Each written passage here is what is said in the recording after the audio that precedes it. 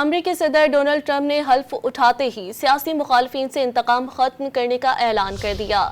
واضح کیا کہ امریکہ جلد ہی پہلے سے کہیں زیادہ عظیم اور مضبوط بن کر سامنے آئے گا۔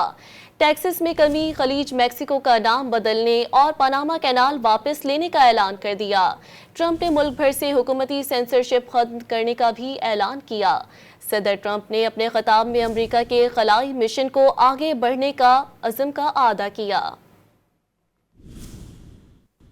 During every single day of the Trump administration, I will very simply put America first. From this moment on, America's decline is over. For American citizens, January 20th, 2025 is Liberation Day.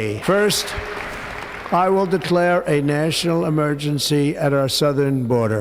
All illegal entry will immediately be halted, and we will begin the process of returning millions and millions of criminal aliens back to the places from which they came. We will reinstate my Remain in Mexico policy, and I will send troops to the southern border to repel the disastrous invasion of our country. Under the orders I signed today, we will also be designating the cartels as foreign terrorist organizations. I will immediately begin the overhaul of our trade system to protect American workers